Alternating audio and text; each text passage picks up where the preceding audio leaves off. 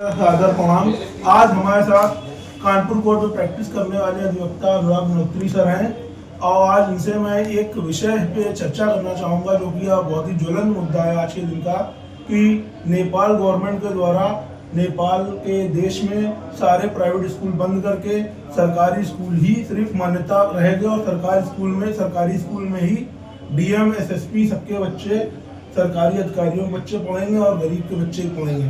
क्या ऐसा कोई कदम भारत सरकार को भारत देश में उठाना चाहिए जिससे भारत के विकास में मदद मिल सके, लोगों को सुलभ और निःशुल्क शिक्षा प्राप्त हो सके, एक स्तर पर शिक्षा प्राप्त हो सके और जीवन स्तर में कोई बढ़ोतरी हो सके? सबसे पहले आपके श्रोताओं को सर मेरा नमस्कार।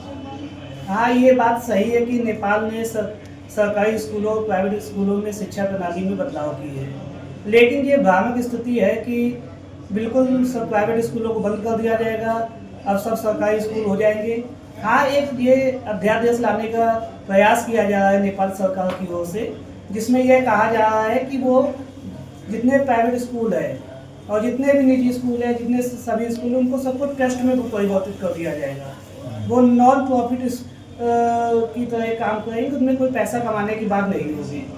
और ये नहीं कि उन प्राइवेट स्कूलों को बंद कर दिया जाएगा, सभी को सब सरकारी स्कूल कर दिए जाएंगे। इसका विरोध भी किया गया। जो प्राइवेट स्कूल के भी एक चीज देखने में आती है कि भारत में जितने भी बड़े अधिकारी हैं या बड़े नेता हैं, आपका जो पहला सवाल है वो मैं उसका जवाब दे देता हूँ। हाँ, तो ये ट्रस्ट बनाने का प्रयास किया जा रहा है और ये ट्रस्ट जब बन जाएगा तो ये होगा कि भी उसमें कोई भी प्राइवेट स्कूल अपनी निजी संपत्ति का मालिक निजी संपत्ति नहीं कर पाएगा, जिससे कि ये प्राइवेट स्कूलों पे लगाम लगेगी और जो भी पैसा स्कूलों के माध्यम से आएगा वो स्कूलों की सैलरी में, रखरखाव में और पब्लिक तौर पे देखा जा सकता है, उनमें एक पारदर्शिता आ जाएगी। और इससे ये नहीं कि बिल्कुल प्राइवेट स्कूलों को बंद कर दिया जाएगा, तो इतना बड़ा स्ट्रक्चर जो है तो प्राइवेट स्कूलों का उसको फिर से खड़ा करना सरकारों के लिए एक बहुत मुश्किल टास्क होगा। इसलिए अब ये कर दिया गया है, ये नियम पर विचार किया गया है कि जो पुराने प्राइवेट स्कूल है उनको 5 साल का समय दिया जाएगा कि वो जितना अपना जो प्रबंधक है उसको ट्रस्ट में परिवर्तित कर ले, और जो नए वाले स्कूल बनाए जाएंगे प्राइवेट, वो शुरुआत से ही आपके ट्रस्ट के रूप में काम करेंगे।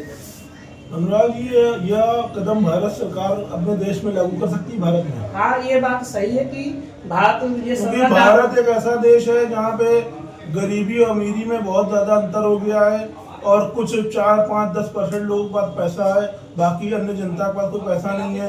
दिन ब दिन महंगाई बढ़ती चली आ रही है, शिक्षा चिकित्सा कोई व्यवस्था नहीं है। ये आपकी बात बिल्कुल सही है कि शिक्षा को बिल्कुल आम जनता के लिए फ्री होना चाहिए। बहुत से ऐसे देश है जहाँ पे ये व्यवस्था पहले से लागू है, जो नेपाल जिनसे प्रेरित है, जैसे कनाडा हो गए, चीन हो गए, आपके ब्रिटेन के अधिकतर स्कूलों में ये व्यवस्थाएं लागू। और रही बात भारत का जो है, यहाँ पे भी जो शिक्षा है वो नॉन प्रॉफिट के तौर पे होती है, लेकिन ये दूसरे तरीके से पैसा कमा लिया जाता है।